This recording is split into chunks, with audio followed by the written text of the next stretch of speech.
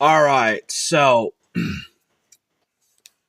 it took me a while and I had to do some digging.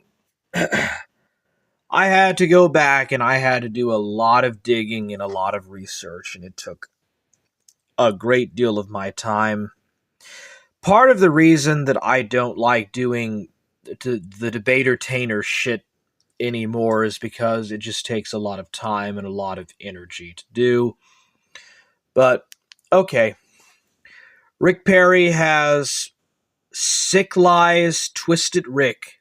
Sick Rick has brought this upon himself, and I don't feel sorry for him. He has degenerated into lies and insults, and he's going to get what he deserves. But okay, I'm not going to apologize. Um, Getting your mind shattered is a horrible thing to experience. I get that, but regardless, all Lies Sic Ric is about to get owned on the Anglican Branch theory. So, for citational reference, this is Rick Perry saying that the Anglican Branch theory is largely true, but he also says that largely does not mean completely. And this is truerestoration.org, Season 4, The Root of the Rot, Episode 10, Proto-Ecumenical Movements and Their Champions. I am at 34 minutes and 42 seconds in, and this is Bishop Donald Sanborn and Stephen Heiner, and this is what they have to say about the Anglican Branch theory. Unless they've studied the Oxford movement or have some familiarity with John Henry Newman, Cardinal Newman, is this notion of the branch theory, which in a way is proto-ecumenism, because it still professes some sort of link with Catholicism as one of the foundations of truth, obviously incorrectly. But can you explain to people what the branch theory is and how it laid the path for ecumenism?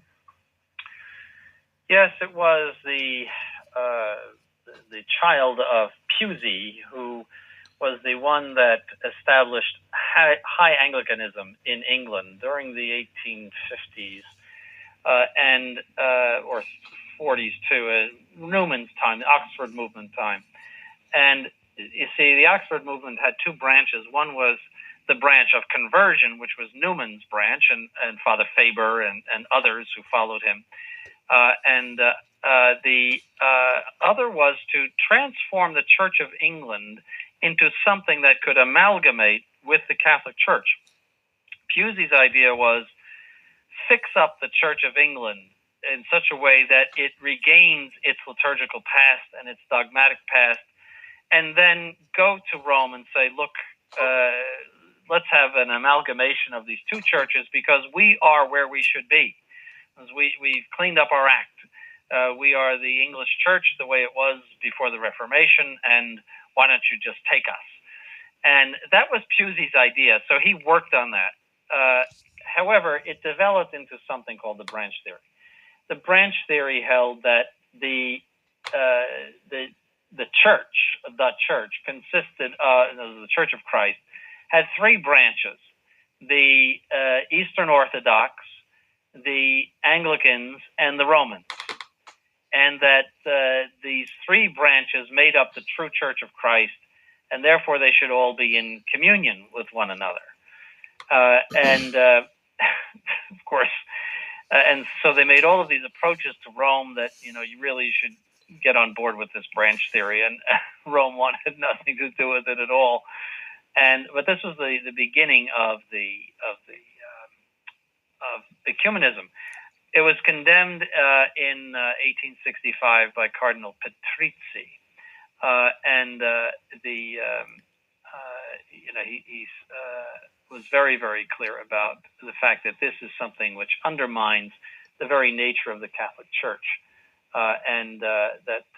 he says, for example, I love this quote: "There is no opinion which is more at variance with the genuine notion of the Catholic Church. This branch theory, that you could have a communion where there is no unity of faith and there's no unity of government. He says, and he quotes St. Paul, "For the Catholic Church is that which, built upon a single rock, rises up into one coherent body and is held together by unity of faith and charity." That's the Catholic Church. Some sort of amalgam of a bunch of churches that disagree in liturgy and doctrine and everything else and many other things, glued together, is not the Church of Christ. It is, and as he says, there is no opinion which is more at variance with the genuine notion of the Catholic Church. Yet this is what Vatican II has proposed to us. Well, and you can see the road to subsistit in is paved by precedents such as the branch theory. Yes.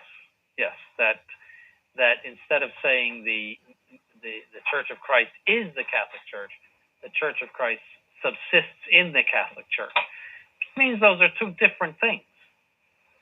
Is a beautiful word. So easy for everybody to understand. Subsists in means that the Church of Christ is something other than the Catholic Church, and that it has some relationship to the Catholic Church, but it is not the same thing. And it permits people to say, well, it can subsist in other things too. And to this day, okay, so has Bishop Donald Sanborn has said, and you can find this at 32 minutes and 40 seconds to 39 minutes and 21 seconds. It is on truerestoration.org, Season 4, Root of the Rot. Proto-Ecumenical Movements and Their Champions is the title. Has been demonstrated here by an actual Roman Catholic bishop, and not a lay person, by the way, but an actual bishop of the Catholic Church. The root branch theory is not in any way related to the mystical body of Christ. So Rick Perry has been proven wrong. Here is the citation where he talks about the Anglican branch theory. And this here proves that Rick Perry is wrong. So I'm not asking for much. I'm not even asking for an apology. I think I'm being fairly generous here. Quit while you can, Rick Perry. Just be nice to Ghost of Niccolo and be nice to Code of Truth. You don't even have to apologize to them, Rick Perry. Just, why don't you just take a break from the internet for a while and just kind of get in order, get your house in order a bit, maybe actually, find something, a hobby or something, and just kind of, chill out, man.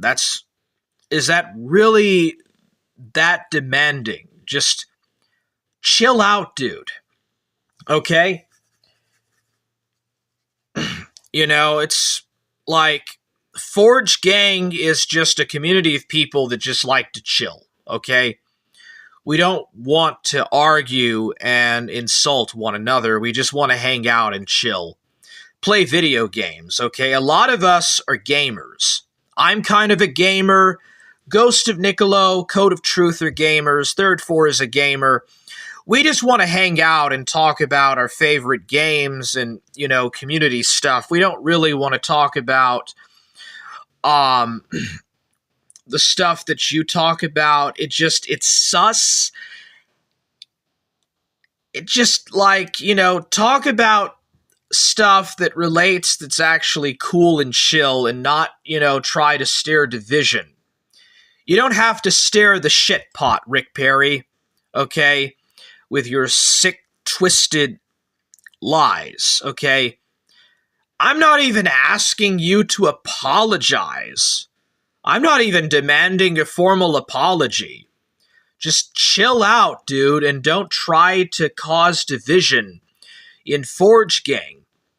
You know, Rick Perry, that this is what got you kicked off of IP2.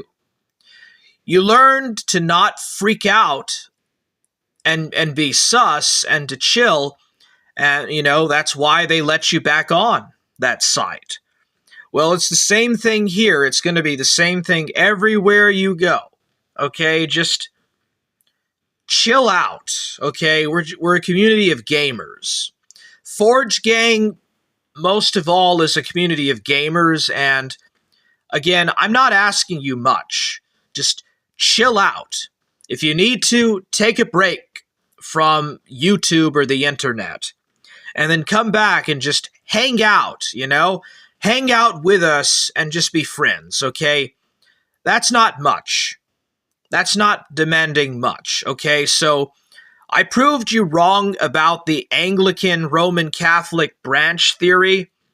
So just quit while you're ahead, man. Just chill out, okay? I don't really want to fight you, and I don't want to